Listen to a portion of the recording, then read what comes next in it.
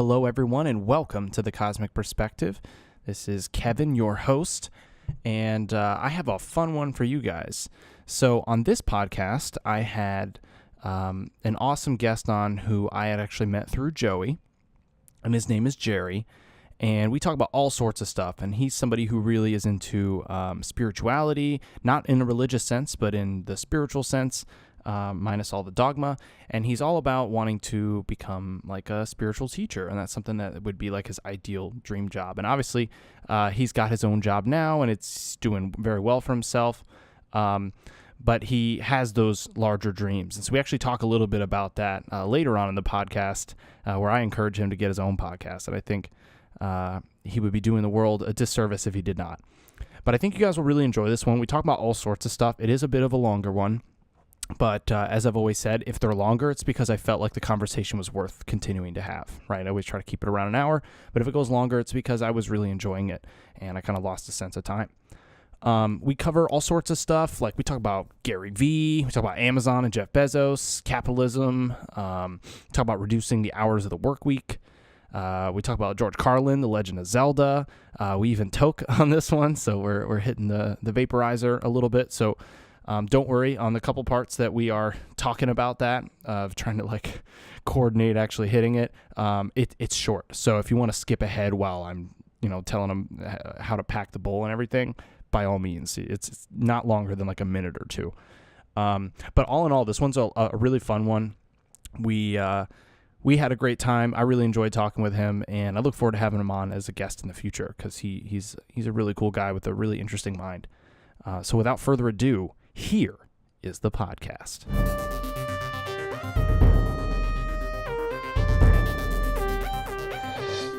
Thank you, Jerry, for coming on.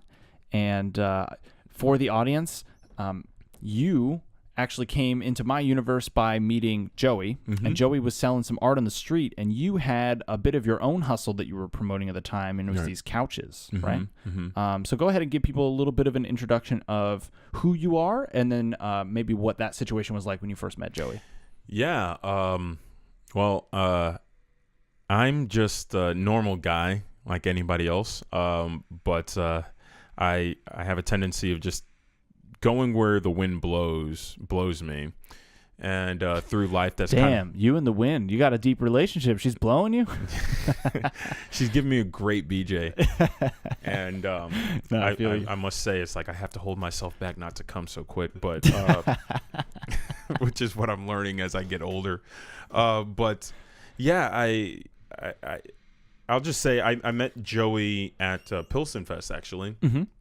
I was working it for my job is in marketing. I do marketing, and my client has me going out to different events around the city.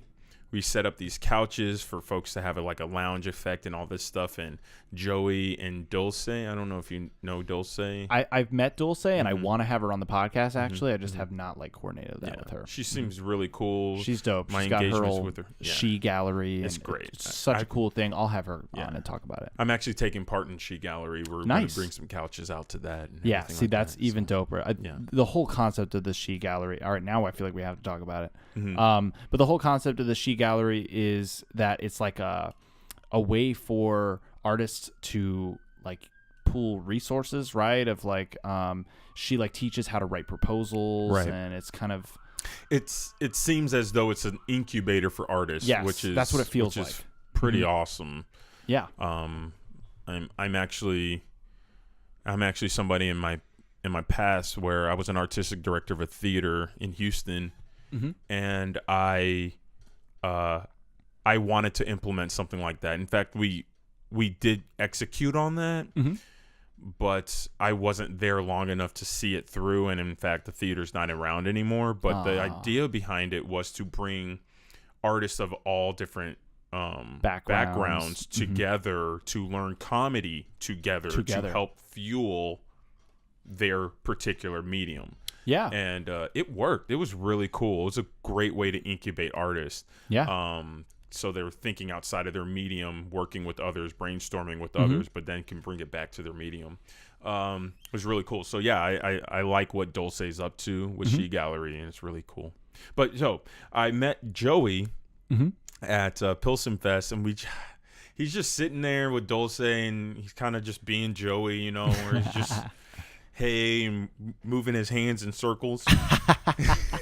You know what I'm talking about? He does do that. He definitely does do that. Yeah. And I talk with my hands too, man. Yeah. I mean, who doesn't? Yeah. But the way he does it, it's like it's so cool. Yeah. It's so cool. It brings you in. Yeah. You don't have to hit anything on that. So for the audience, we may or may not be partaking in a little bit of cannabis use through a vaporizer. Yeah. So we got to talking about. I really don't remember how it got to that place, but somehow, some way, we were either talking about. I think we were starting with our conversation about politics and just the climate, not specifically politics, but climate. But like in general, like and Trump's then president. That brought up that brought up Jordan Peterson, which then brought up Joe Rogan, and then of course, you know, I like to talk intellectual dark web, the intellectual dark web, and I love, respect, and have an affinity for spirituality, and I want to teach that to the world. And I explained that to him, and then that brought up psychedelics, of course, and then naturally. we got into Dennis McKenna, which is why we actually ended up talking about Joe Rogan.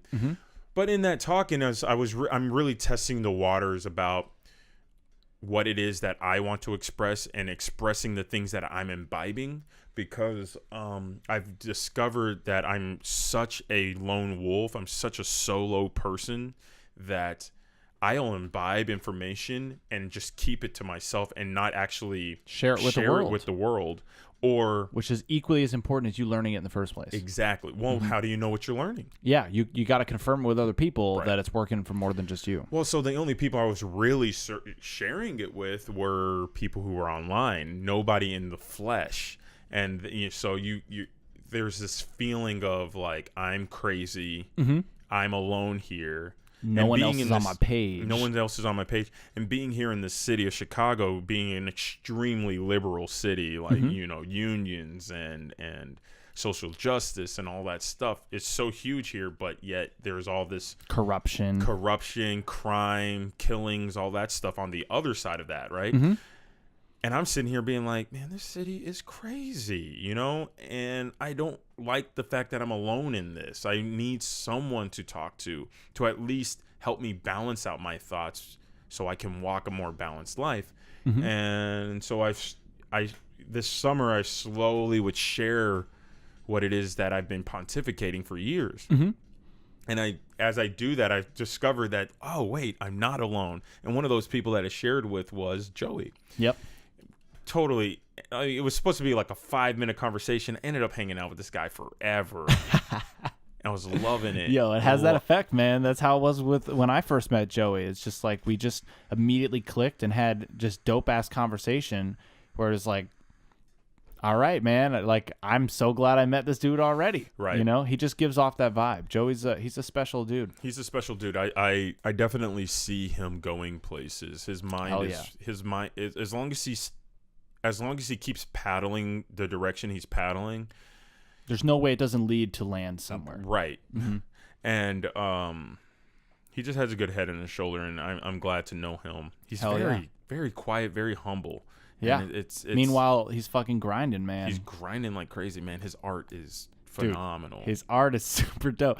People have heard him on the podcast a couple times. My most popular episode, the one with Terrence McKenna and the Heroic Dose, that is one that has been listened to more than any of the other ones. And so people definitely, hopefully my audience at this point is familiar with him. He's been on a few times. But man, don't sleep on his art, guys. You got to check out his Instagram. He's really stepped his game up lately too. Like I can tell that he's found his flow. Like he's found what he needs to do to do what he needs to do and to make these new things. And he's only going to get better. He's the type of dude, he's put in so many hours in this shit already that it's just, if he just keeps plugging away, he's going to hit some next level stuff. He's got some big ideas. I see it, definitely. Yeah. For sure. I'm proud of him, man. So Joey, I know you're going to listen to this one eventually. I'm proud of you, dog. Yeah. The heroic dose. Indeed. Have you ever dabbled in the heroic dose? I haven't gotten that far. What's the most of psilocybin you've ever taken? I think 3. 3. Yeah. No, that's a pretty solid trip though too. Though the 3 is pretty solid. I think that's most of the time. I think that's the amount that I've done. I like 2 grams. Two I've grams is a good trip. microdosed for sure. Oh yeah, microdosing is a whole other animal, and that's something that I've experimented different dosages. I've tried mushrooms versus acid. I find that for productivity, acid is probably the supreme microdose. But mushrooms is a great microdose if you're gonna just have like a nice day off. Yeah. And you want to like be creative, go take a walk. Yeah, I was gonna ask. Enjoy nature. What is when you do shrooms? Why do you do shrooms? I like the way that shrooms teach you. Okay. So the method in which they disseminate information to you is always clever, it's creative, and it is done in a way that only your own mind could give you. Right. Because it's not just like the psilocybin is the catalyst to the event, but ultimately the brain is really where that event is happening. The brain is the medium. The brain's the medium. And so the brain is using all of your data, all the shit that you have already in your head, all the experiences, the subconscious feelings you have about certain things that you might not even be consciously aware of. And it uses all of that together in such a creative way to show you in some of the simplest actions of external forces, watching a fucking bird laying on a tree or something, and you get this deep insight that comes from within that you already had, but it gives you the ability to unlock that. And so that is what I like about just psychedelics in general, but mushrooms in particular. I'm definitely a psychonaut. I love exploring my mind that way, because I do end up coming out just mind blown, because it's not only a teaching, right? It's not just a teacher, it's an experience. Like you're experiencing the teaching, and you can't learn anything. You have no knowledge of anything until you've truly experienced it. You can read as many books as you want, but without wisdom, all you are is just knowledge. It's just knowledge. It's just words. So the last time I did shrooms, maybe it was a month ago or so. I don't know. I actually followed the instructions of Terrence McKenna and put blindfolds on. Yep. And I meditated, and it didn't feel like I was gone that long. But I was gone for 2 hours and 20 minutes. Holy shit. And that's long on a trip too. Yeah. That's a long amount of time. Well, I'm an avid meditator as well, so it wasn't that crazy for me. What was trippy is you're talking about the way symbols come up, and that only truly means something to you. I was constantly in this place where I wanted to move. I wanted to get out of my skin, and I set an intention that I wasn't going to move. And so I had to keep my position, right? I had to keep my position. And I noticed that my skin would crawl, or I would want to get out of my skin only when I was having negative thoughts, right? So when I had that realization, I was like, oh, I don't want to be with myself when I'm in a negative state. Only when it's positive. Only when I'm at peace. Yeah. Right? So, which is unrealistic. Well, not true. So what I picked up was this idea that, so I'll bring her specific. So this one woman who's part of my life, she gets under my skin. Just her views and my views just do not match on a lot of levels. But she is a part of my life, and I have to deal with her, right?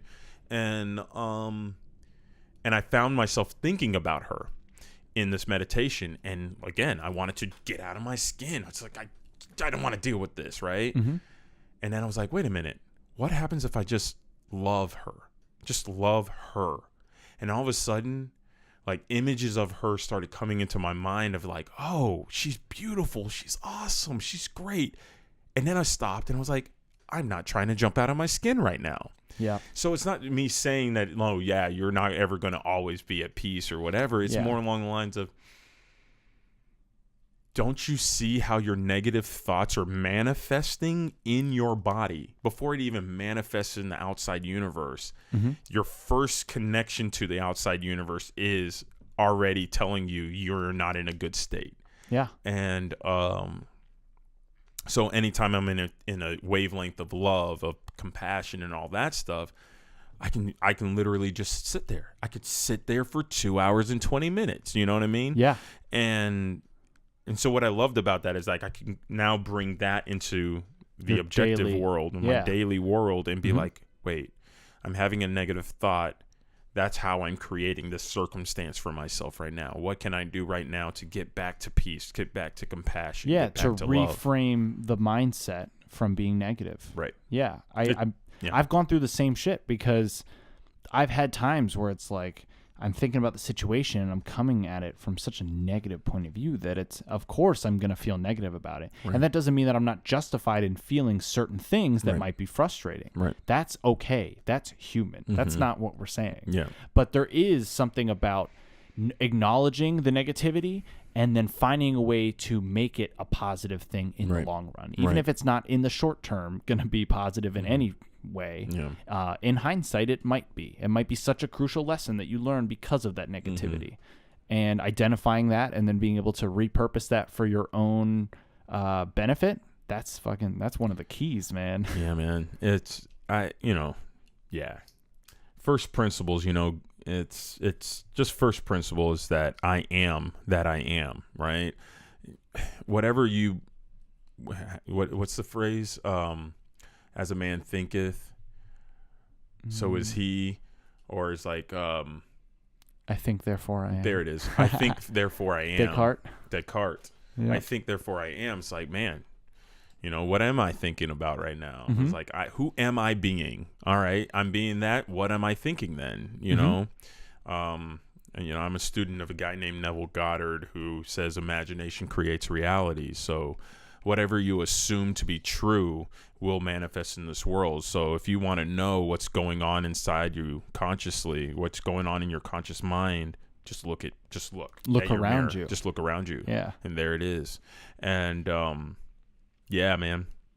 So yeah, that's tell me a little bit about him, because you mentioned him before we started this podcast. Did I? Yeah, you talked about. I talk about him all the time. Yeah. Well, you talked about how you talked to him on the phone earlier today. No, I talked about David Elsie earlier today. Different guy. Different guy. Neville Goddard is someone who passed away in like 1972. So when I refer to mentors, it's like someone I study. Who's like, sure. Not someone that you knew personally. Right. The guy you knew personally, though. I would also call him sounds I would also dope. call him as a mentor as well. For sure. You can have a live mentors and mentors definitely. that you've never met before. Yeah. So there are definitely some people in history that I look to. Like I definitely look at like Da Vinci or you could also look at Einstein too, because he's got a cool story of like not doing the traditional education thing. Right. But really, and like Ben Franklin and all of them, like those people were special people in the way that they were able to embrace all of the things that made them unique and then form them all together into one superpower. And that's something that I want to do in my life. Like, I'm not trying to just like, oh, he can only do podcasts or like he can only do like, no, I'm not going to ever let you be able to box me. Yeah. Like Donald Glover doesn't let people box him. No, he doesn't. He's just like, yeah, dude, I just saw him live. Did you? It was so good. Man. I saw him at the United Center. I can't imagine. What was that like? Yo, he was like, all right, guys, if you want to listen to all of your favorite songs, whatever, he's like, this is not that concert. No way. He's like, this is church. And then he went through and bro, he did like a bunch of new songs. He did a bunch of songs from the last album with Redbone on it, Awaken My Love. And then he also did some songs from what was the mixtape? He did a couple from the Stone Mountain Kauai mixtape, and then he did a couple from one of the Because the Internet. He did that album too. He did a couple songs from there. Because the Internet. He gave you a good amount of variety anyway, even though he said he wasn't gonna like give you your favorite songs. And it's true. There's some songs he didn't do that I'm like, I wish he would have done them, but I understand why.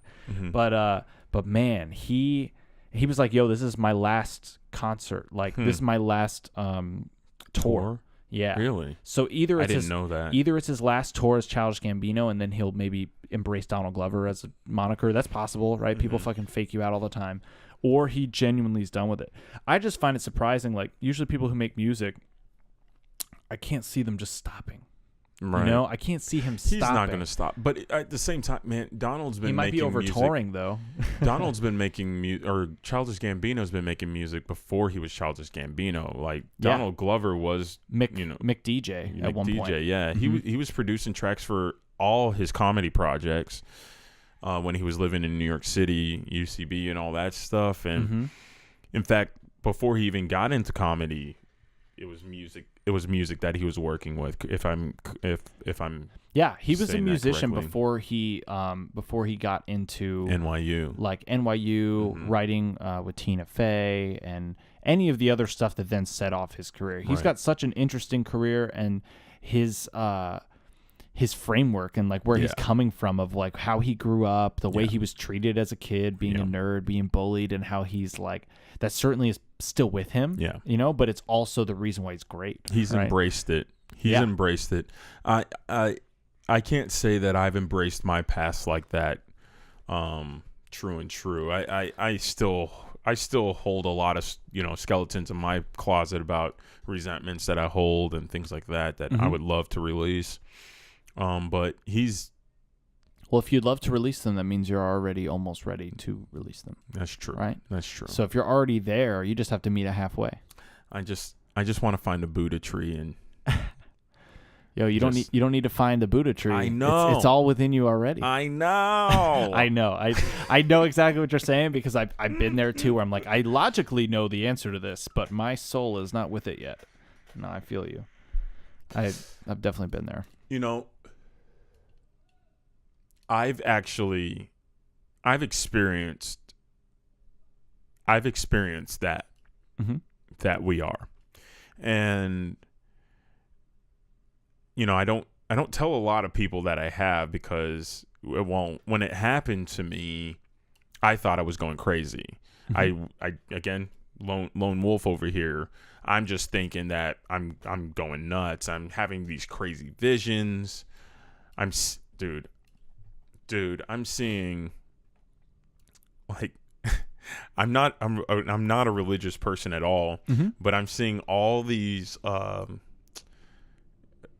masters that I'm like, wait, how am I seeing y'all? Like, I don't even know what y'all are, right?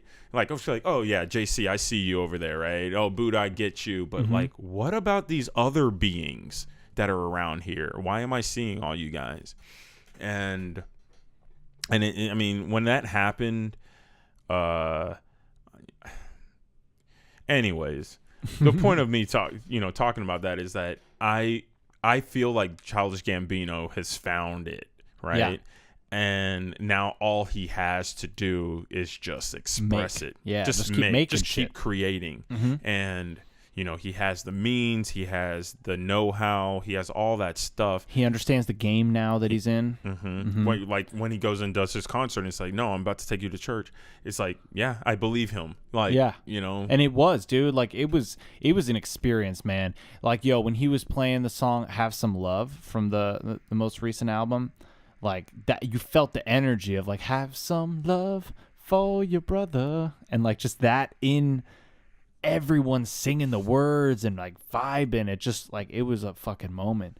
And at one point he talked about Mac Miller, and he talked about how like, that really fucked him up, like him, just because he actually like had met him, and they were coming up around the same time and everything. And so and he specifically told people, don't film this moment because everyone's commodifying everything. And he didn't want that moment to be commodified. So I don't really want me describing it to commodify it. I just want to touch the note to touch the note that say was what type of person he that's is. the type of guy he is. Right. Exactly. That was the type of experience he wanted to give us, Right. and he did. He delivered it, and it was crazy because like he performed some new songs, and he actually sent out some new songs in an email like that we could like check out. But that's sweet. But they're incomplete. So like there's one that has no verse and no pastor or something is what it says on there, and it just had like the hook. Okay. And that was it. And just instrumental. So it's it's just so that we had an idea of what the song was. Mm-hmm. Yeah, I think that one was cool. Algorithm. Mm-hmm. Like algorithm, like rhythm. And then I'll go rhythm. yeah, exactly. Exactly. So there was that, and then there was another one that was a little bit more complete of a song, but still like not mixed and mastered and everything. And it just gave us an idea of what was going to happen going into it. But it was great, man. It's a great experience, and if it really is his last tour, I'm like, I feel so lucky. I saw him twice. So I saw him in that, and then I saw him. He did a free concert at the University of Florida, and I got to see him when I think it was like that's where you went to school. Yeah, the Royalty mixtape went out. Yeah. It was around that time that he was performing it, and so he did some camp, and then he did some songs from the Royalty mixtape. Yeah. One of my favorite songs is "Sober." Yeah, he did that song. Yeah, he did it. Yeah, it was great. Yeah, of course. I mean, you can't say I'm going to take you to church and not do sober, bro. You can't do it, bro. Yeah, like bro. Yeah, bro, like can't bro. do that. You can't do that. Sober was a very profound song for me because I'm like, oh, he's not talking about drugs here, folks. No, he's not. Yeah, it's like it's funny because once you touch it, you realize that this is the drug. That the manifest world is the drug. And when you tap into what Christian mystics call Jesus Christ, or what Buddhists call Buddha, Buddha consciousness, you understand different that names for the same thing. Everybody smoking the same peace pipe. You start to realize that, holy crap, this is the lie. I'm so addicted to everything out here. I'm addicted to whether it's your phone, drugs, music, sex, work, food, whatever, blah, blah, blah. Those are all your own manifestations, and you'd rather worship those things than worship the truth of who you are that created those things. And that manifested that environment, like you said. Look around. Right. What are you bringing to yourself? And not that people who get dealt a shit fucking hand deserve that. That's not what we're trying to say either. No. Because then people would be so quick to be like, well, yeah, fuck poor people, keep them poor because they earned it. That's not what I'm saying. No, I'm saying that if you are poor, you don't have to be poor. It's it's not to say that there aren't circumstances that can make it almost impossible. Right. Yeah. But that's the game. Yeah, that's the game that you were given, and you have the option to play out of it. And usually, the reward of getting out of a situation like that ends up being amazing. Yeah. So you pay a hard price in the beginning, but then you get a nice payoff in the end. Yeah. But not everyone makes it to the end, and that's the shitty part about those hands. And I'd like us to deal less of those hands, ideally. Well, so the thing is it's. So you say it's like, oh, that's the hand that you were dealt. Yes, that is the hand that you were dealt. And there are people with money that were. Here's this. This is my analogy. Everybody knows that this is a game, right? Or everyone has read that this is a game. Yep. My analogy is, you put a quarter in this machine, and the whole point of the game that you're playing was that you would forget that you put a quarter in the machine. Once you remember that you put the quarter in the machine, now you can play in God mode, right? You realize that, oh, wait, that's right. I chose to be here. Yep. So if you were born with a silver spoon in your mouth, whether you were born with a silver spoon in your mouth or you were born with a disgusting ass rusty spoon in your mouth, right? Doesn't matter. You, for whatever reason, and I would say it's like you're just God. You're God playing as a human. As a human. Yeah. You're wearing a mask. Yeah. So you are playing that mask and you can take that mask off anytime you like and wear on a new mask. Yep. Now, it's hard to keep a new mask on when you're used to wearing another mask. So you will constantly be like, let me go and wear my old mask. And that's the trouble. That's the reason why there's rich people out here who have no compassion for the downtrodden. And that's the reason why there's people who are downtrodden who have no compassion for the rich. And that's the reason why this game is so yin and yang, because you created that. Like, we created something for us to move through.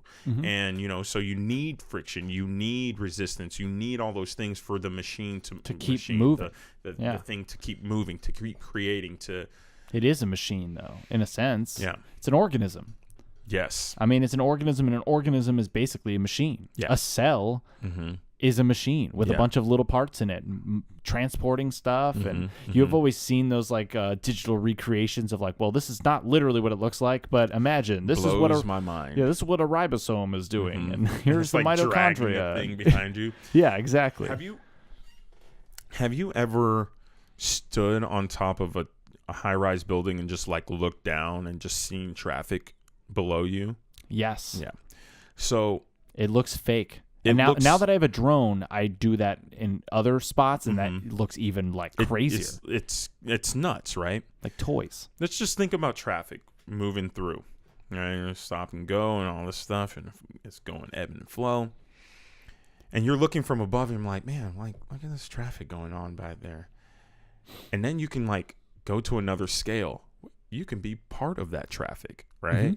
It's like in it. You're so in it, you can't see the larger thing. And so when you're in it, you're just like, why are you in my way? Get the fuck out, blah, blah, blah. But if you're on the high rise, you're just like, oh, like traffic's stuck or traffic's moving. Oh, yay, blah, blah, blah, right? So that's, to me, is what this game is. It's there's so many versions of that scale, right? But it's trying to level your character up enough to reach God mode, and then you get to play the game on... It's like easier, yes, but I feel like it's also then more rewarding. Like there's a greater chance for a larger prize. Yes. When you hit God mode, it unlocks harder dungeons that you have the option to go into. You don't have to. But if you want to. But if you want to, the prize is pretty good. You'll get a pretty solid weapon, maybe a good amount of coin, you know, whatever it may be. Yeah. Speaking of fucking Breath of the Wild. But like, when you go into the harder areas, you fight harder enemies, but you're also going to get greater rewards and greater treasures. Right. And that mode of living, that like playing it as a game while treating it like a game, not treating it so seriously, but also not taking it seriously. Right. Right. There is a certain level of focus required. So I used to take, well, how about this? I used to care about what people think about me. I technically still do. We all do. I used to think way too much about what people thought about me. And then I started studying philosophy and started awakening to the truth of who I am. And psychedelics helped out with that. Of course. And, naturally. meditation and stuff like that. A fast assistance. Yeah, very fast assistance. And then I started getting serious. I was like, well, shit. This is the only thing. I gotta be just. I gotta be right. I have to always be an angel. Yeah. I went there too, man. And I'm just getting out of that. I'm just getting out of it. Like, oh my God, man, what happened? I used to be a humorous person, you know? Yeah. I used to not care. I used to goof off. And I realized, I was like, man, you were fun-loving before you got serious, right? And it sounds like a problem. Even when you cared about, even when you cared what other people thought about you, you would turn it up. You would be funny. You would be fun to be around. Now that you're awakened, you know, I found the ego. Yeah, the ego doesn't want to let go. Yeah, and it can't. Yeah. It's inseparable. It's inseparable. But it is something you can keep in check. Right. So that's the thing. My ego started being like, all right, Spirit, you want to come in? Fine. You can have it. right? And Spirit comes, and Spirit's chill. Spirit's super chill and doesn't really have time for BS. So that's why I was so serious, because I was like, well, that doesn't matter. You know, and it's like, only God matters. Yeah. You know? Yeah. Only Spirit matters. And then I'm starting to realize how not present I was. I was so attached to the material world beforehand that now that I have this, it's like, well, this is true happiness and joy over here. And I completely forgot that, wait a minute, no, actually, it's all supposed to work in harmony. Yeah, it's one big thing. Right. Because I had the exact same problem that I've been struggling with for, I feel like, the last, like, 6 months or so.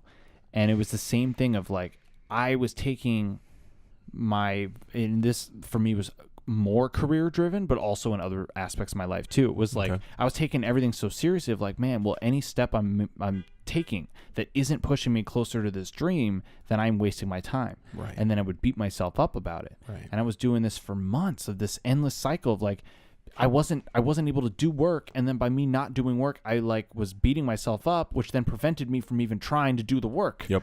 And so it's this never-ending cycle. And then I realized, I'm like, wait, not everything is building towards my career. Some of it is just life happening. And sometimes you just have to have some moments where you're not going as fast. But that leisurely stroll can be the thing that gives you that inspiration. You know, like walking, for example, just a nice walk. Yep. That gets your mind going, dude. Like, you'll have some of your best ideas on a walk. Yep. And taking that time to do that is important. Taking that time to be able to give to yourself.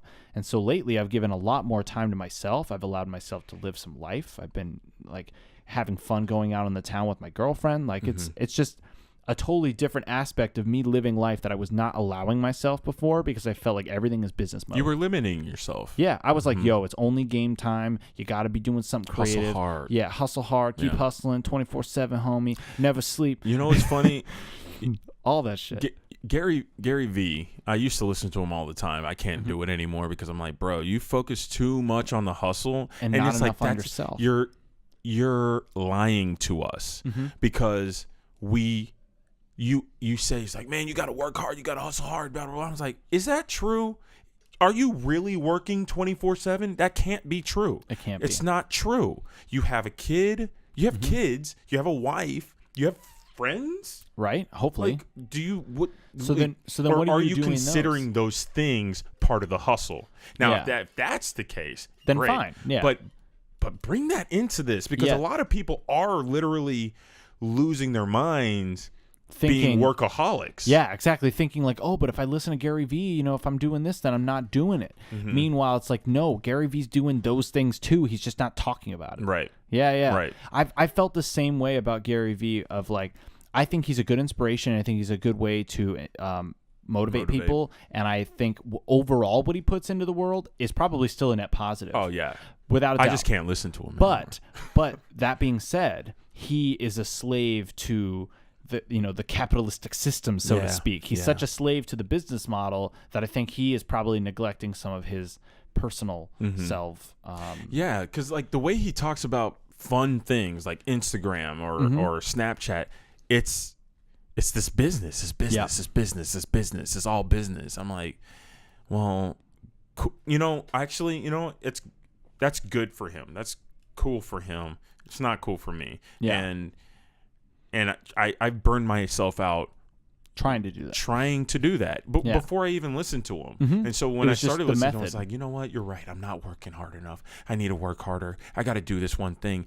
But it's not smart. You know, they say, work smarter, not harder. And like, I'm starting to realize that a lot of work is actually just communication, so, when you're saying hustle hard and all that, it's like, no, actually you're just communicating. It's not like you're building a house here, bro. Yeah. You're a marketer. Exactly. You're just trying to, how can I get my message out? Right. How can I disseminate the message in the most effective way to reach the most Who do I need to talk to? Who do I need to communicate with? Yeah. How can I map this? How can I mold this and package this in a way that will get more bang for the buck? Totally get that. But don't go. I'm not a fan of the idea of hustle hard, because It's unsustainable. That's a sickness. It is a sickness. Yeah, it's the worship of the manifestation. Yes. So yeah, and on top of that, you get these people like fucking Jeff Bezos and all these other billionaires, Donald Trump, you know, where it's like, what are you in it for, dude? You have all the money in the world, you have all these things, and yet you run a company that doesn't pay their workers enough, that people are literally on welfare to fucking afford what their the food and their housing, and they're working for you full time. And then on top of it, you have fucking warehouses. I'm talking about Jeff Bezos in particular on this one. You got warehouses that he would rather pay money to have an ambulance sit outside than to put AC in it so that people don't have heat exhaustion. I don't understand that. That is literally insane to me. And you have billions of dollars and you're not paying your people enough. So that to me is like, that is a product. I didn't of realize this that was a thing. One, two. I'll say this: when companies get too large, they lose compassion. They lose. Well, do they? I don't know. I have a hard time believing that a human just straight up just loses compassion. I think what happens is they lose touch with their people. Like, if your company is too large that you can't do what the people at the bottom do, your company's too big. Can Bezos work a day? No. In his own factory? No. And if that's true, because when he started the company, not in the one with the heat strokes. When he started the company, he worked like a dog. You know, without a doubt, there's no way that company got started without working. Yeah, he willed it to existence. I'm not taking away his accomplishments. Right. I disagree with how he runs it. But now he's lost touch of it, right? Yeah, because he has he's like a sociopath. He has associates that are just like, hey, I want to get this done. Let's just get it done. And his people below him are like, okay, sure, we'll get it done. I'm like, man, maybe a manager's like, dude, no. He's like, I don't care, just make it happen, right? Yep. And chain of command, baby. And I'm just each level deeper, it loses more and more empathy.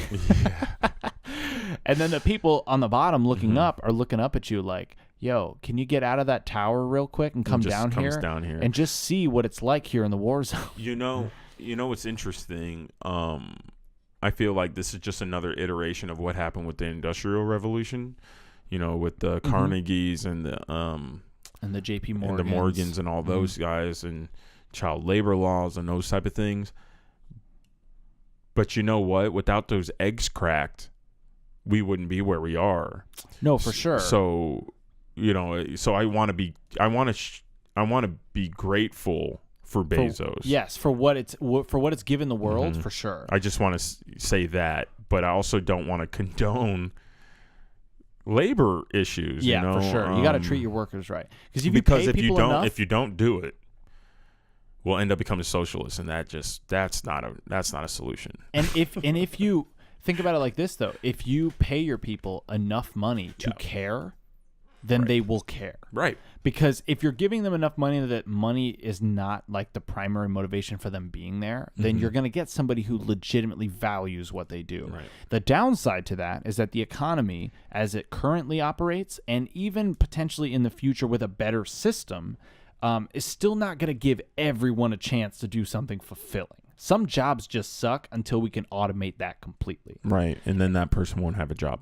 Well, and I'm okay with automating jobs that human beings, it seems like a waste of potential anyway. I'd rather have humans use their minds than their physical bodies. Not every human wants to use their mind, though. But I agree with you that, yes, that not one size fits all, right? So there's, and that's the beauty of how large we are as a society, is that there is a slot for everyone somewhere. Right.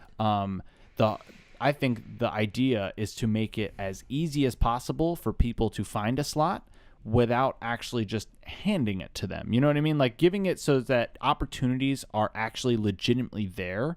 Whereas like if in our current climate, if I'm like, oh, I really want to study this, it's like, yeah, but are there any jobs in that? No.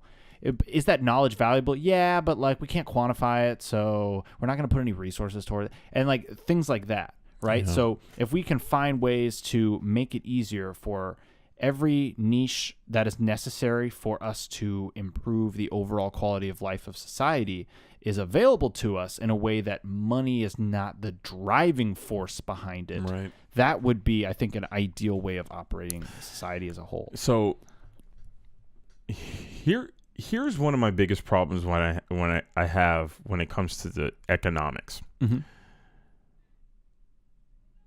There's other countries in this world, Mm-hmm. and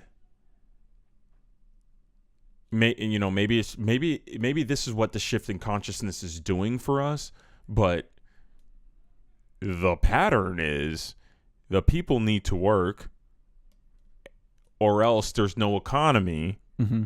And then there's no sustainability. Like if the people aren't cultivating the land, Mm-hmm. they will starve. Definitely. Right? We don't have to cultivate land per se anymore, but if people don't work, if people don't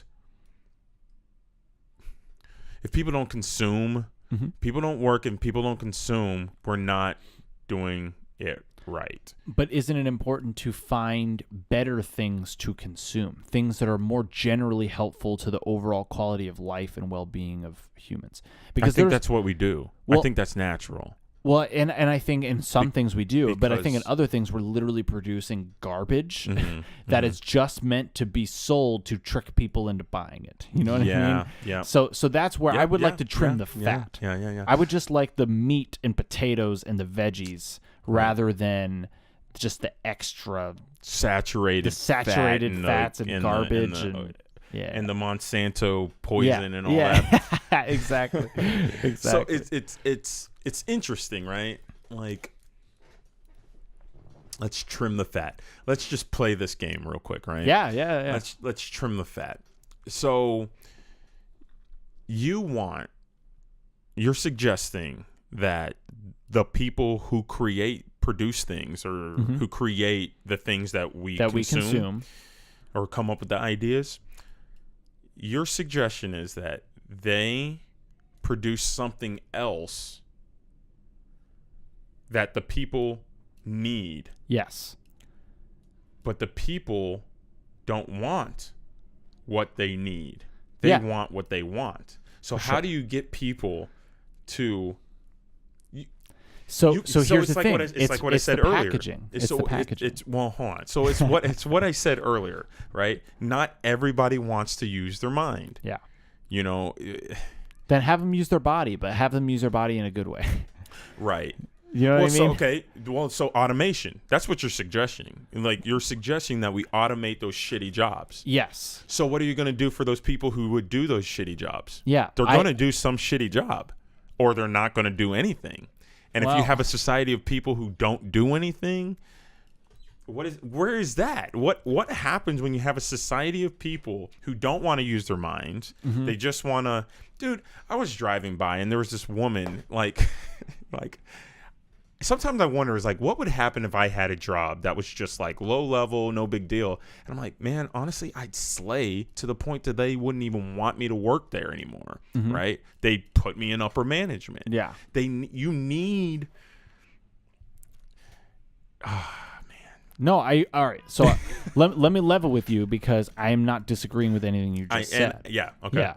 However, I do think that there are more people that want to use their mind than we give them credit for. And if given the opportunity and we gave them the right packaging and marketing of said ideas or pathways, that they would then be more inclined to take a better pathway than the ones they're currently on. I guess that's what I'm saying is I want the option. People still have the option to literally do nothing and waste their life, and that is then their choice. But it's already out there. They're called self-help books. They're called the Bible. Yeah, it's always been here. No, and those options are there, but I'm saying economically. But meaning that is the economics, because it's your mind, right? Mm-hmm. So the buzzword today is mindfulness, right? You want to be mindful, and you want to yoga and kundalini yourself and all that stuff. Here's some kimchi. But since, dude, man, Think and Grow Rich, Napoleon Hill, right? Yeah. My dude Neville Goddard, which imagination creates reality. Marcus Aurelius, right? Meditations. If you read Meditations, he's talking about the same thing we're literally talking about right now. Yeah, nothing's changed in any of the centuries. Nothing's changed except the technology. Yeah, the means of production. The mind has always been here. The truth has always been here. And so when people talk about, well, we need to create jobs so that, or an atmosphere so people have these opportunities. Like, no, the opportunity's always been there. It's always been there for you to use your mind, to use your body the way that is right for you. People choose to smoke cigarettes. People choose to do crack. People choose to do shitty jobs. People choose to not study in school. Like, that's a fair point. And so I'm not trying to disagree and say, oh yeah, but even though that's what I'm doing. Except for the fact that that's literally what I'm doing right now. But like, how many opportunities does Jeff Bezos need? And don't get me wrong, I'm not condoning what Jeff Bezos is doing. The dude has the money to actually make his people comfortable. Yeah. But so here's the thing.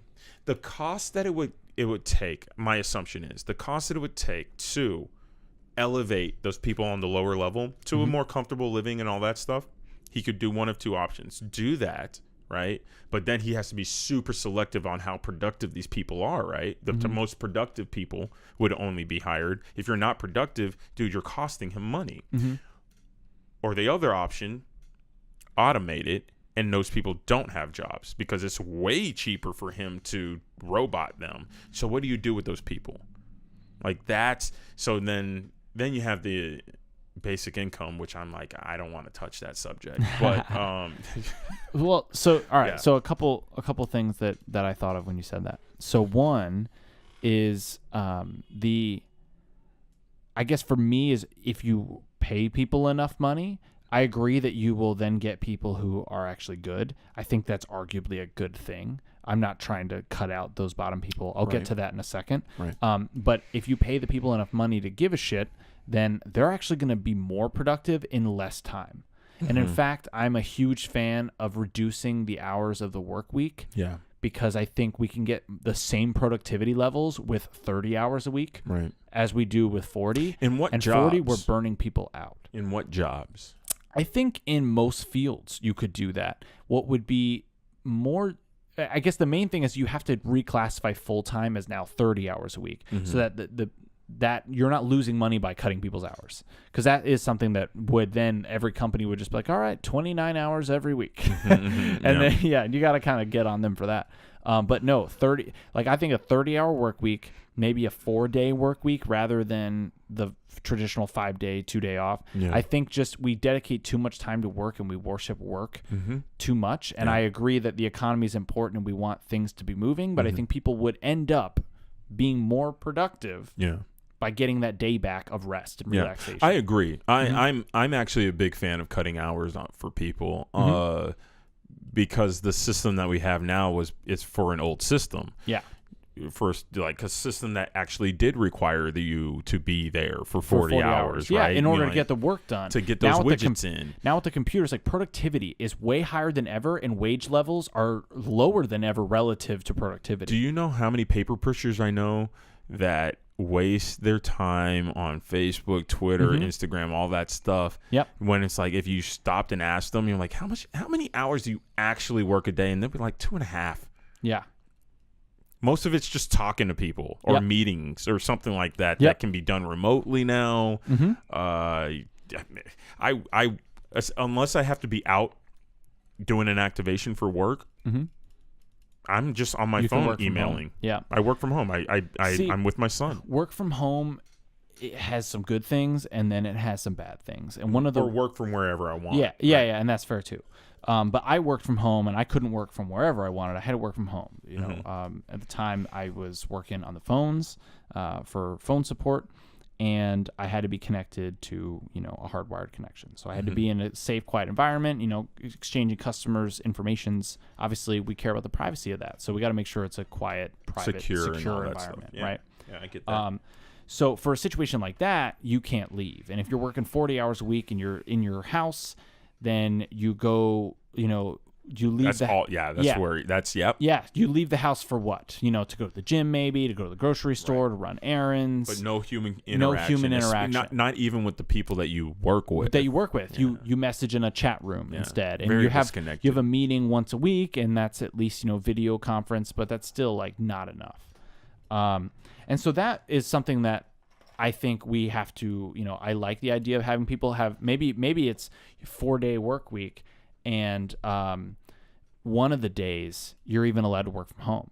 Then I like that, because if it's only 1 day a week that you get to work from home, you get to pick it so that it works best for your schedule, like for taking care of your kids or whatever. But then you're also getting your time to meet people and actually interact with human beings in the workplace. Now, my question for you is, who do you think it needs to implement that? I would say the companies have to implement that. However, the laws on the labor part needs to be done by the laws. Like in terms of like turning it from 40 to 30, no company is going to do that, right? They're not going to pay you full time for 30 hours a week unless they have to. Right. So the only reason why the government makes those laws is because the bureaucrats already want it. It's the post office. It's FBI. It's the all the federal lobbyists, workers, people who work for the federal government, which is a majority of the people in this country. But that said, governments aren't efficient. So even if the governments did implement something like that, I actually think things would get worse. Now, if Jeff Bezos wanted to implement something like that, or any private company, pick someone else, because he won't. Who's a CEO that I'm aware of? If Elon Musk wanted to implement something like that, which I don't think he would do. I don't think he would do either. I'm pretty sure he works his people to the bone. But he works to the bone. He works to the bone too. Like he's notorious for that. So like that's why I'm like, I don't think that's a policy that would work there. But it's a policy that can work for some companies. My fiance, she used to, I believe she used to work at a place that tried to implement that, and it was a PR firm, and it makes sense. It makes sense for like a PR firm to do that. But what about a housing contractor? Yeah, housing contractor. I agree. Or if you're a freelancer, and maybe it's not an every job thing. Maybe you have to, like most things, start at the top. Because like the most expensive thing ever becomes cheap eventually, right? Yeah. So we start at the top where some of the higher level jobs try experimenting on the lower hour work week. And then they bring it to their mid-level managers, and they bring that down. And then eventually they bring it to, the bottom of the company by the time they've figured it out, proof, have the proof in the pudding and everything. And they're able to see that it's an effective strategy. Right. So, that's the thing. So someone has to first implement it, and it can't be the government, because the government will only prove it doesn't work. But some company, probably the way it would work is some new to medium sized company would start implementing it, and they scale. And is that what you were just saying? Yeah. Well, I'm saying in general, just like, starting it from somewhere that's a little bit more feasible. They prove the concept, and then eventually they start applying it to everyone in the company. Right. So I've always tried to work a 4-day work week into my jobs. I somehow sneak it in, and you're probably just as productive as somebody who has to work. Oh, yeah. I mean, I just get shit done. You just get it done. I don't want to be here. Exactly. Like, that's the thing. It's like, I just want it done. You know what I would like to see? What if, and this obviously doesn't work for hourly, pack that actually in that other thing over there. Pack it here? Yeah, like take that out. Oh, don't touch that. Yeah, it's hot. But yeah, I'd like to see it implemented where, okay, these are the tasks that need to be done for the week. Come in whenever you need it, finish it, have it done.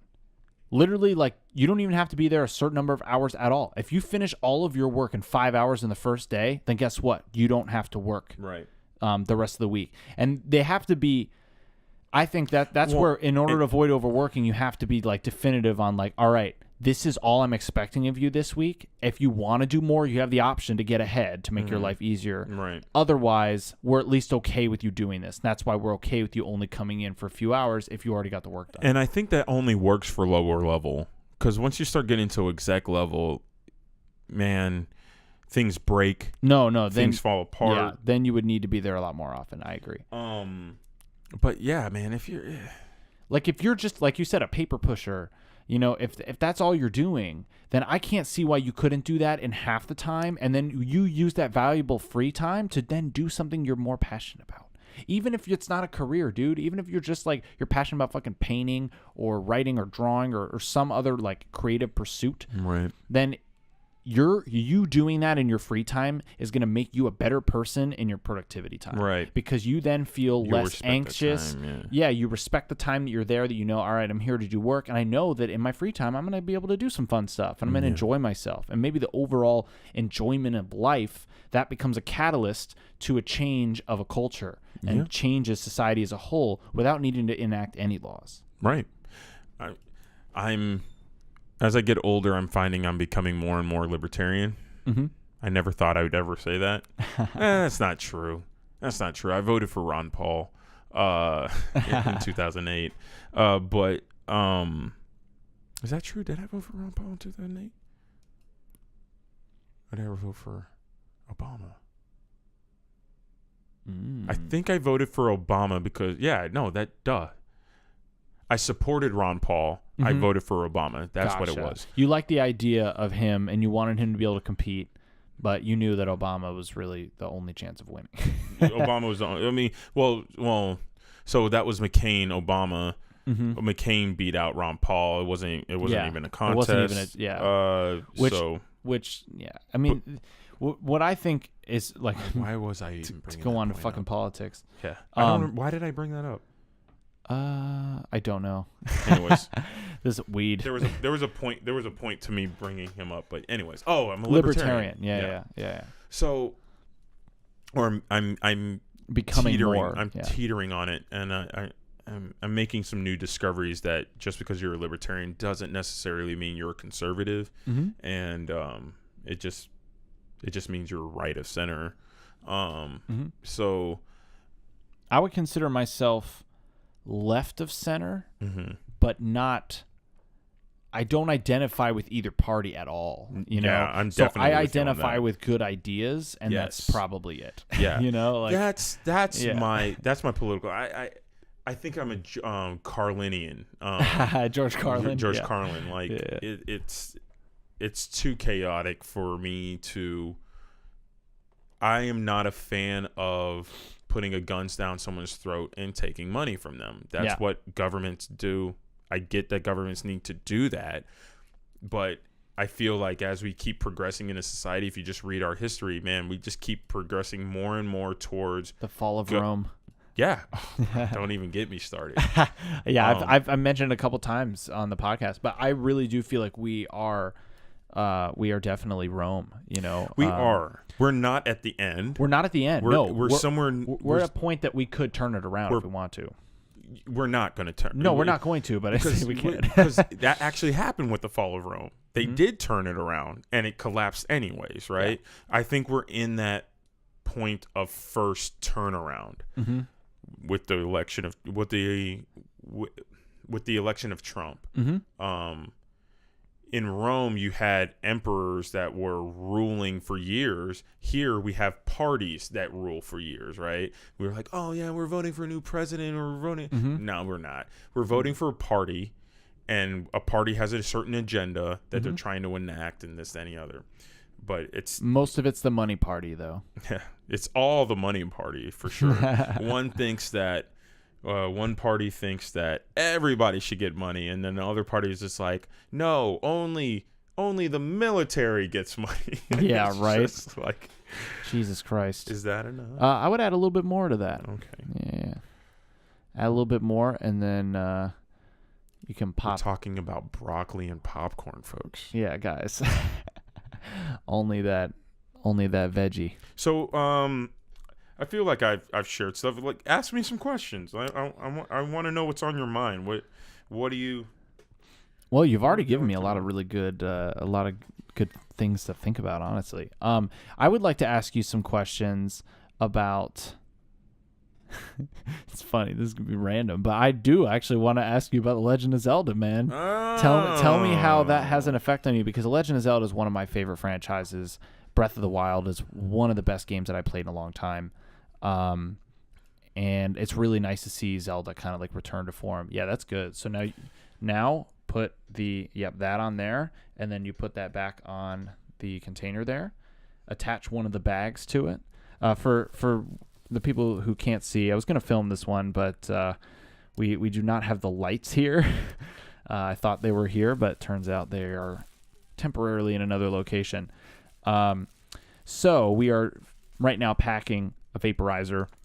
It's called the AirRizer Extreme Q. I'll link it in the description because I think it's a super dope vaporizer. It's super cheap, and it fills up bags. It's pretty awesome. Comes with a remote, has an LED light on it that illuminates it.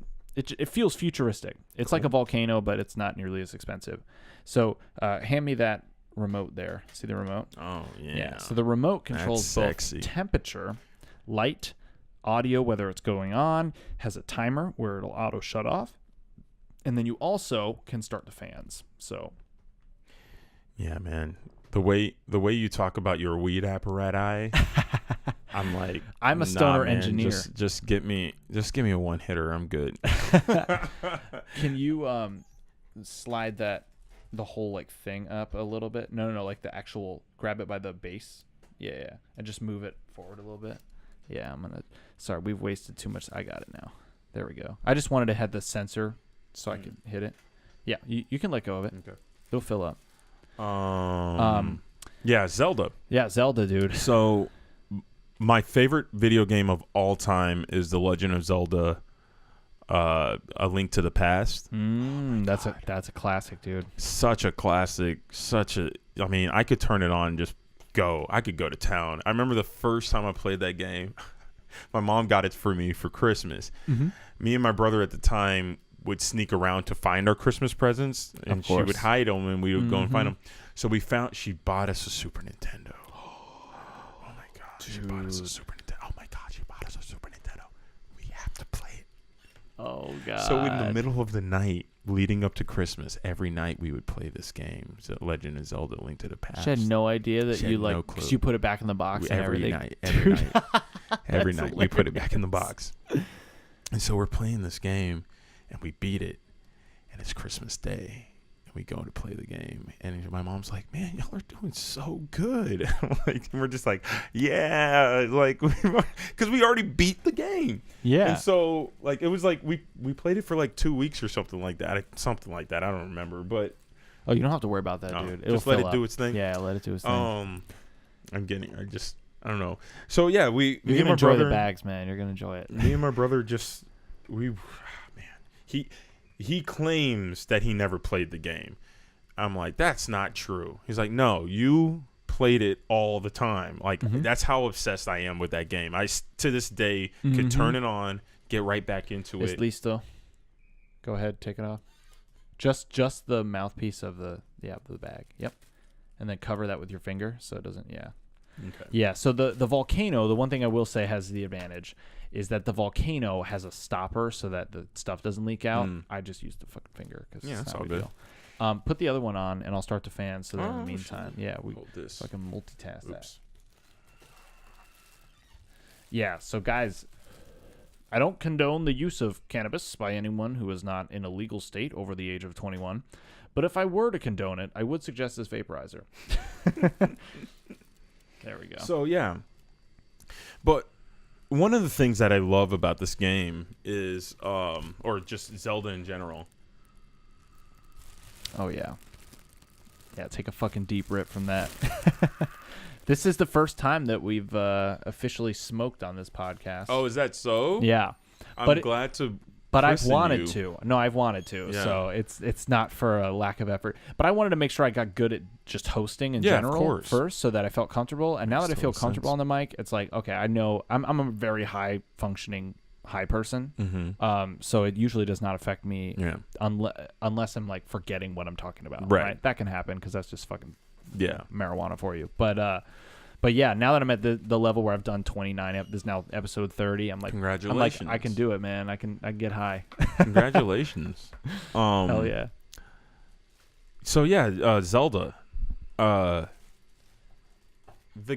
folklore, this folklore of this game is nuts to me. Mm-hmm. This idea of the sages and the everlasting battle of light and darkness. Oh my god, and it never ends, right? Mm-hmm. Like it's the same hero arises, the same demon arises, the same princess. Mm-hmm. Yeah. The idea that there's another world, right? Mm-hmm. There's a dark version of this light world, and it's and you have to beat your own shadow self, and the sword. What do you call it? The Master Sword, Master Sword, right? Such a simple name, but it holds so much in it. And if you're full strength, you're full power, you can shoot light at people. Yep. Like what? Yep. Like to be so full of heart that you shine light on your enemies. What? That's deep shit. Crazy. That's some deep shit. You could take that one off too, by the way. It's done. Yeah, man. I agree with you. So for me, my first Zelda game I think was Ocarina of Time. But Great game. But then like on like the Game Boy Advance, I did play Link to the Past. Yeah. I played, some of the other games, and obviously all the 3D Zeldas I played, with the exception, the only one I haven't played actually is Twilight Princess. Oh, okay. And it was because I didn't get the GameCube version, and then I didn't have a Wii for a while. I didn't have a Wii. Did Twilight Princess come on GameCube?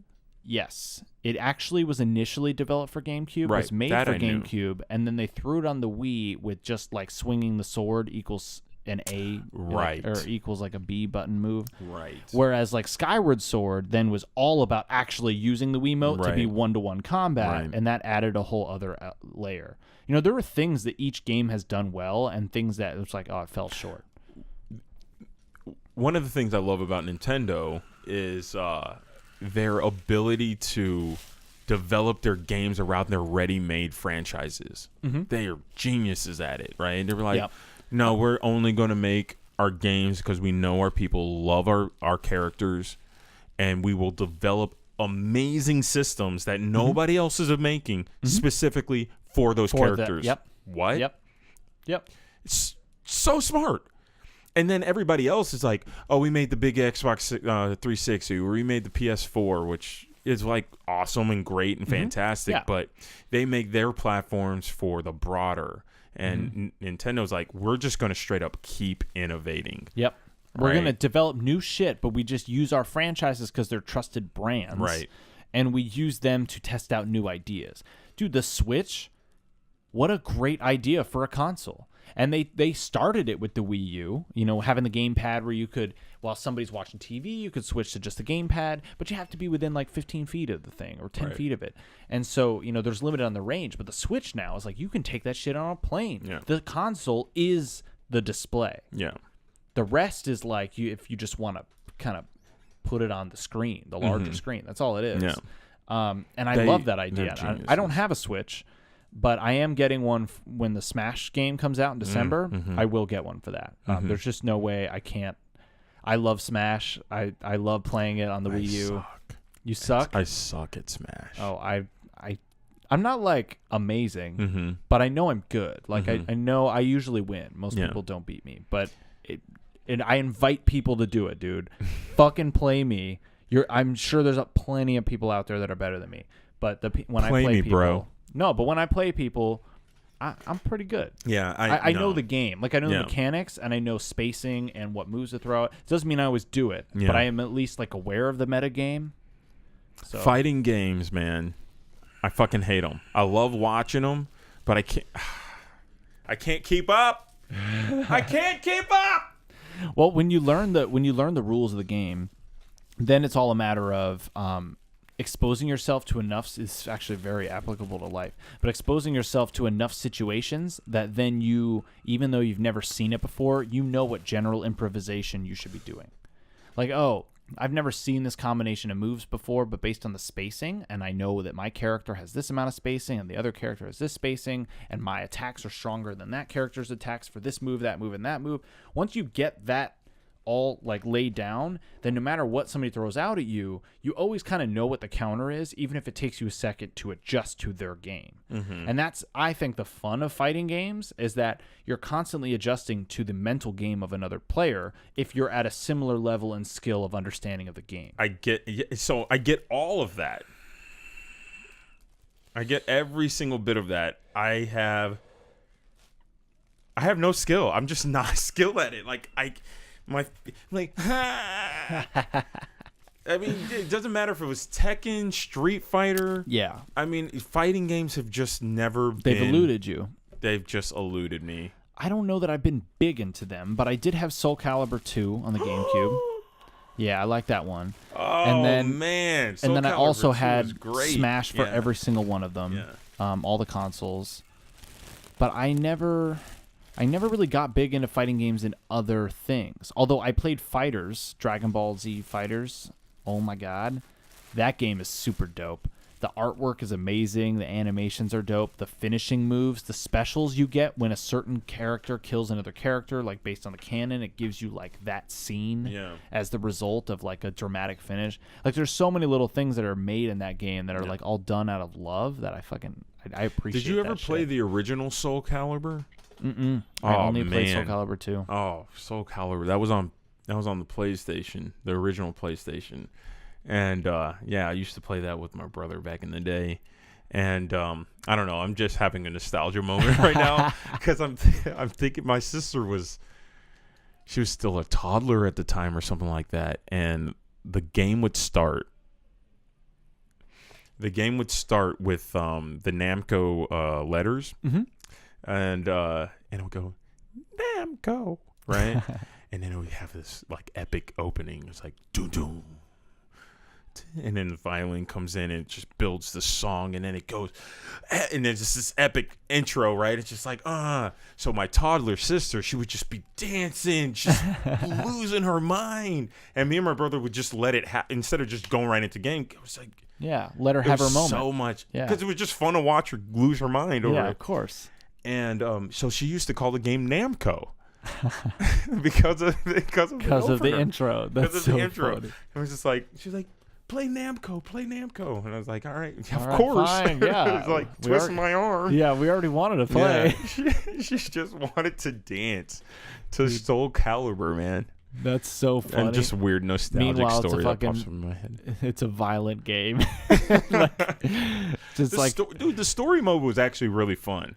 It had a really fun story mode. I don't know about Soul Calibur 2s, but first one. I liked some of it. I like some of the story mode. I don't remember the story mode being super like memorable, but I don't think it was memorable for the GameCube. Yeah, but it was cool in the sense like at the time the graphics were like mind blowing, you know, and like seeing Link is in the GameCube version. Yep. So having the exclusive, super fun. It was super fun to see Link in another world. Yeah. And to see him, he fought in a different combat style while still having his same moves. Yeah. And then his weapon set was cool. Like, dude, the Great Fairy Sword, that was a great sword. Yeah. And then he uses the Megaton Hammer. Yeah. Which is even crazier because it's like there's no range, but it's super strong. Super strong. Kind of unwieldy. It was just fun to see Link use his normal tools, right? Yeah. Like, in a world where these tools were not made for, right? No, not at all. But man, they did a damn good job bringing them into that game, didn't they? Yeah. Did they make that game before Smash? I don't remember. It came out around this. I don't know. I don't remember, but I remember I literally bought that game because of Link. I think because of Link. Yeah, me too. Because it's like me too. I don't know. Not that I wouldn't have been interested in Soul Calibur, but I didn't know anything about it. But I knew that Link was in it, and I was like, it looks cool. Yeah. When I saw like the previews. How old were and you shit. at the time? Oh man, let's see. That was like what, 2002, 2003, something like that. Yeah, I'd say so. Yeah, I was in college. Yeah. All right. So I was born in '94. You were born the same year my sister was. Yeah. So I was a young. So you're 23? I'm 24. 24. Mm-hmm. Yeah, she turns 24 in November. Yep. Yeah. Wild. Yeah, you young. I know. You're a baby. I am a baby, but I feel like I feel so old right now. I don't seem like a baby though. No. Yeah. When it's my old man brain turns on and goes, "Oh, he's so young and so smart. Why couldn't I have been that young and smart when I was his age?" Hey man, just remember we're all on our own path. Everybody's playing their game, bro. Yeah. So the reason why, bringing it back to Zelda, the reason why I love that game so much is like it's such a map of what my life is like, to be able to be an avatar that's going on this adventure, that's been able to touch this crazy amount of lives. I've been all over this country. I've been to numerous places around the world, and literally just because the wind blows me. And I know, man. It's such a good BJ. Yeah. You get to finish every time. Stuck the landing. Yeah, I need to get better about my word choices. Phrasing. Dude, this baggie is fun. Yeah, man, the bags are good, right? You can get several of them. Now that we're not talking about like the deepest of deep, right? It's a lot more fun. What was I saying? Yeah, and I'd like to talk about the deep of deep, but I also love to talk about fucking just, bullshit sometimes. Bullshit is great. Yeah. Like I was saying before, it's like I realized how serious I was being. I was like, I need to relax. I actually have been thinking about getting a classic SNES. Yeah. Just so I could play Zelda. I'd love to get one, but do they even still sell them? They sell the emulators now. So they're like the small little mods. No, I know, but I'm saying, do they even sell them now? Yes. Because I know for a fact. Are you saying because they're hard to get? The original one not the sold original. out immediately. The Nintendo, like the regular, this mini NES, that thing sold out immediately. Did the Super Nintendo, did they scale up better? I think they did. Because I would like one of those. This is why I asked for a laptop, because I'm not so fast. Why don't you get on Amazon and find out? I got you, dude. I got you. This is what the iPad is for. Yeah. All right. But yeah, we live in a technological age, people. I have like 3 different ways to connect to the internet directly within reaching distance. Y'all should see the spaceship. What the Y'all fuck? should see the spaceship that is the studio. They will see it soon. Because it's fun. When I walked in here, this isn't at all what I was expecting. I was like, oh man, this dude is for real. Especially going up the fucking stairs in that gross ass material. Like I was saying before, it's like, oh man, y'all got that bachelor life. Yeah, you know, definitely. We definitely have that bachelor life. Yeah, your studio is beautiful, man. It's like it's clean. It's got great art. You know, you got the egg crates on the wall, but it's like, are they actually doing anything? I mean, I know they are, but a little bit. That not so much. That I want to put on a piece of wood, and I also want to put this. This used to be hanging on the wall, but it fell. He's pointing at. I'm pointing to a foam thing that we have. We have a foam art piece, so it's like the maybe it's like 2 inches thick of foam, and it's one big thing that used to be like in a packing container. That's what that was. You should take a picture of that and put it in your liner notes. Right, and then on top of it, I have a bunch of smaller. Actual like audio foam, and that foam is designed in a way that gives a cool like diamond pattern, and I have that in the center, and that actually is directly across from the speakers. So the idea is that it would absorb some of the sound that is trying to bounce back to the speakers, and then that art piece right there actually has foam all inside it. No way. Yeah, so that foam piece for yelling. That foam piece right there was made. Joey made it. I helped. I was wondering if that was Joey. Yeah, of course. So I helped him make that by just holding it while he drilled it. But he basically took a big piece of wood and then put a frame of like 2x4s or whatever to create kind of like at least an inch thick, maybe 1.5 inch thick separation. And then we put the foam inside that, then put one of those sheet paper things, stapled it to the back of it. And that now keeps the foam like hidden inside there, right? Cool. But it's in the back of it, and so it's absorbing sound there. And then we have the sound absorption on the other side. And really what I'm missing here is that I need the speakers to be on stands so that they're at the appropriate ear height. Right. But that's just something all that in has, due time. Yeah, that's something that just hasn't been so important because it's not like I'm actively making music in here. I really use this as my creation station and editing station. Right. And it definitely is good enough to at least edit like videos and audio. I get you. But yeah, it's certainly become a thing. You know, I've put a lot of time, effort, and money into this. I get it. But it's an investment. I get it. It's a beautiful investment. I'm excited to see what this vision that you're manifesting is, man. Thank you.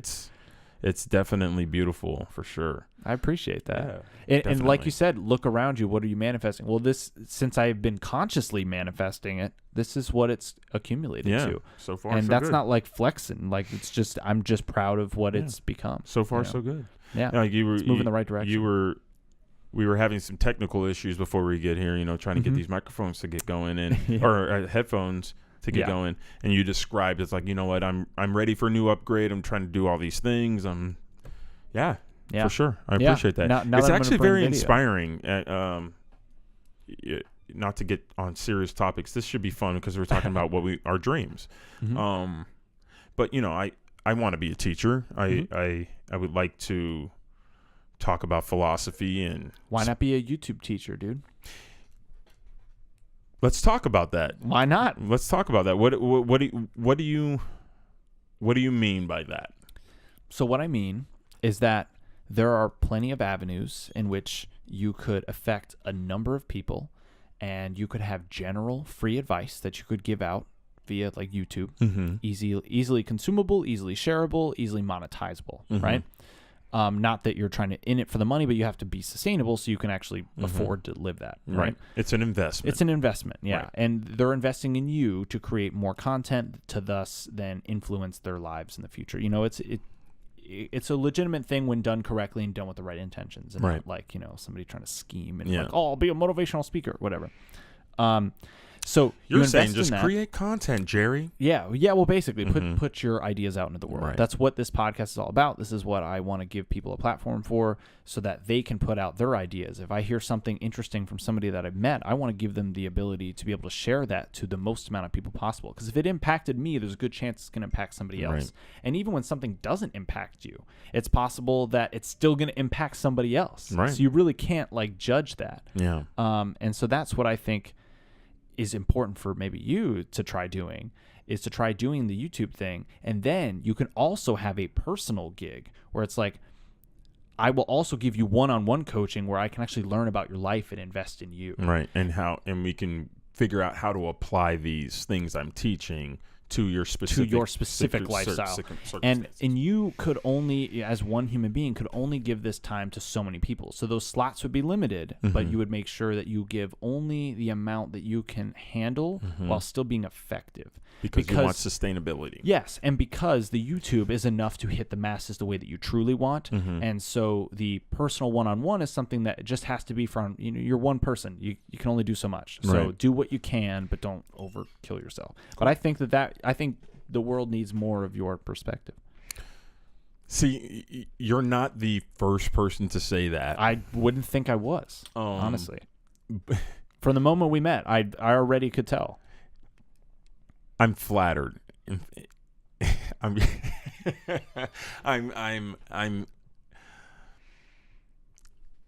my heart is like, just shut it down. Don't listen to him. Push it away. You don't. He's gassing me. He's gassing me. But then another part of me is like, see, I told you. You know. Yeah. Or my fiance will probably listen to this podcast, and I swear she's gonna be. As I'm saying this right now, this is the look she's gonna give me. Exactly. I wish people could see that look. They know the look. Yeah, you know the look. It's exactly what you were imagining, I can promise you. The look you're giving yourself internally right now as you're listening to this, that look. So, yeah, man. So I think that would be a great avenue for you. You have the personality for it, you have the voice for it, and you definitely have the message, and it's coming from a genuine place. I thought you were going to say the looks, but whatever. Oh, I mean, yeah, obviously, but no, yeah, man. You're right. And start up a podcast, man. Yeah. People would listen to you too. I guarantee you could also hold your own in a solo one, which not everyone can do. But I think so. This summer, could. I think I made it to like 10 days where I did Facebook Lives and bring them back. Bring them back. Yep, bring Just them back. do 'em.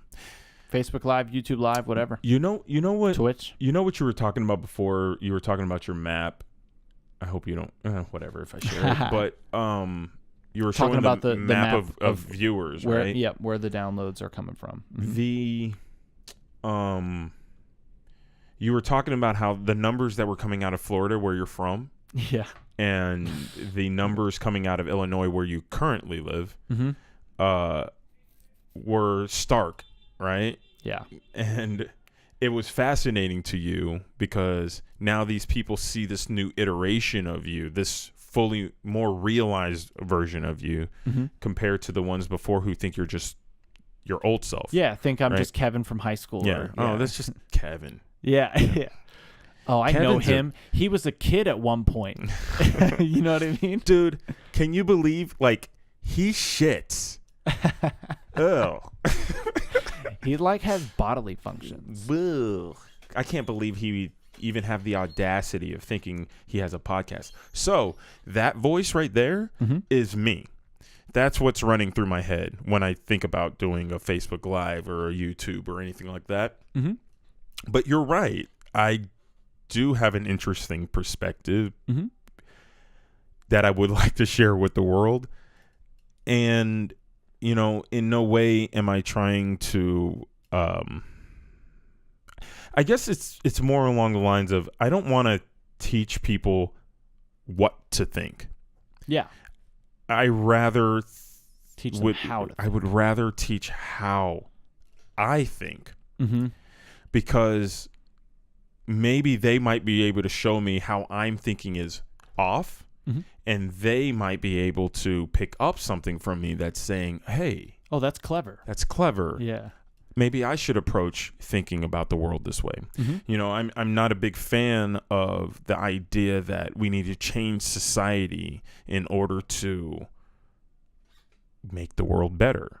I think by changing society, we are actually just making it worse. We should actually, by Lao Tzu statements, we should do nothing. And it sounds cold, but when you're in a rushing river, the easiest way to get to safety is by doing nothing. And if if you're struggling, you're waving around and you're wasting a lot of energy, breath, all that stuff. So if we're going to force society to be the most ideal way as possible, you're infringing on everybody. And so for me to say that I want everybody to think a certain way is counter, and I think a lot of that is going on today. I love people. I fucking love them. They light me up. I love their passions. I love their spirit, and I just see them in the moment, right? And that's all you need. I don't need to change society. You know? You just have to find a way to find your inner peace. And so I just want to teach that. Yeah. How I find my inner peace. I think in this day and age, in this technology, I'm like, yes, hustle hard, work, provide for your family and this, that, and the other, but stop telling people what to do. Yeah. Yeah. No, definitely. Definitely. I agree, man. So, yeah. Like, don't listen to us. I guess is a way is me telling people how to think. Yeah. But at the same time, what you're doing is you're giving a framework to work from, and you're in the framework. You literally said, feel free to amend this. It's like our Constitution. You know, it's like, hey, these are the guidelines, but like this should probably change because things will change. Right. And a lot of the fundamentals of your guidelines, I think, would benefit people. Whether they amend some things for their own personal tailored personality, like that's fine too. Like fucking find a way to make certain things work for you and leave the rest that isn't important. Right. Because there's a lot of wisdom that people have to offer you, but it's not going to be the whole even sentence sometimes. You know, but there's still going to be some wisdom that you can pull from it. Right. So try to get better at finding out what is worth pulling from people. Right. That's all I would say, is just fine tune your radar for when people are giving you a good nugget of wisdom and when people are feeding you bullshit or lies that they tell themselves. Yeah. I mean, I think I have a terrible bullshit meter. I really do. I think it's actually been getting better as I've been paying attention to people like Jordan Peterson, or I've been reading some Thomas Sowell as well. And it's especially in this day and age where it's just such outrage, such emotion driving everybody's decision making, that though I think emotions are important, I think there needs to be more of a synthesis going on in our lives. That this idea that the world is going to be perfect and we're going to make it perfect is perfect. It already is perfect. It's only going to lead to frustration when that's the view you're coming from. Yeah. Because the world is already perfect. It's already perfect. It's already perfect. Humanity's already perfect. And how do I know this? Because it's still around. We're still here. In fact, we're so around, there's more of us than have ever been on this planet. Not only are there more of us that have been on this planet, there's more people on this planet that are out of poverty than ever. And it's not because of society. It's just because that's the perfection. Yeah, that's work. us. That's us. I like thinking of. There's so many all those. Well, yes. I like thinking about it in like the sense of like a caterpillar going into the cocoon. Well, isn't it chrysanthemum? Right? Isn't that what it is technically? And the cocoon is for moths. I don't know. It's not important. But you go into so let's just use Pokemon. So you start as Caterpie. Yeah. You become Metapod. Okay. In Metapod, things get hard, man. Things get hard. And sometimes the only move you have at the time is Harden. I know you can kill me now. I'm shaking my head, folks. And so eventually, when you get your experience points up, I love it. You take enough hits. Yeah. Dude, you want me to do Sonic the Hedgehog? Just wait, and then you evolve. Yeah. You become Butterfree, and your limits are no longer limited to the ground. You now have wing attack, and you have I'm with you. More than just like leech life. You know, you have other things. Instead of sucking from other people's energy, you can now pollinate and germinate your and grow this garden. Yeah, grow the garden of the plants, of the seeds that we are sowing of society. You sound like an enlightened video gamer. Yo, you like that crossover? Yeah, that was great. Yeah, man. Next time I'm on here, we'll talk about Sonic the Hedgehog and I'd like to. What would we call it? We would call it the Tao of Sonic. The Tao of Sonic. I like that. Yeah. Yo, and I'm down. It's something that I've been thinking about too. Is like, I'm down to like do things that aren't just a podcast. That could even just be like a YouTube clip like that. Of like that just was a cool idea of a concept of like, yo, let's look at the philosophy of this, or like let's talk about this, and it doesn't have to be a fucking podcast episode. It could be a YouTube video. Yeah. You know? Have you ever watched trying to open any that of those up. YouTube videos like Wisecrack. Philosophy and Wisecrack? Yeah. Man, those dudes.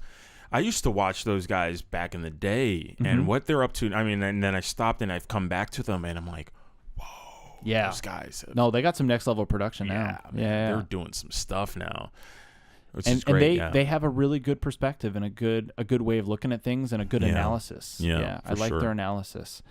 Anyways. So now it's been a good amount of time. This is a long one. I know. I need to use the restroom, so I think we're going to call it. I'm all right with that. We ended on a good note as far as I'm concerned. No, that was a lot of fun. Jerry, you're definitely going to come back on. I really appreciate you. I would love to. Where can people find you? People can find me on Instagram at NYC_mouse. I think I'll leave it at that. It's just my personal. Sure. It's not me, doing anything. It's mostly selfies and my son and my fiance, and so. But if you actually go back in there, you can really get a sense of like my life. at least on Instagram, because I considered Instagram to be my journal rather than a social media tool. Yeah. And so you can back when I was living in New York, thus the name NYC_mouse, you can just see my adventures. I think it's fun. I like to look back on it. Hell yeah. So if people are interested, y'all can check it out. Hit me up. Yeah, he might have a podcast soon. Who knows? Who knows? We're gonna work on it. All right. Thanks help again. Help me out. Man. I'd love your help with that. Yeah. Actually. Yeah. We'll talk about it. We'll talk about it off mic. Cool. All right. Hell yeah, man. So this was a fun one, guys. I hope you guys enjoy it, and don't worry, guys. I'm bringing videos soon. I have the means. We just need it to be here. He's been lying, actually. He does actually have the light. He's like, no, Jerry's really hideous. I was like, yo, he's got a face for radio. No, I'm kidding. All right, guys. All right. Peace. Bye.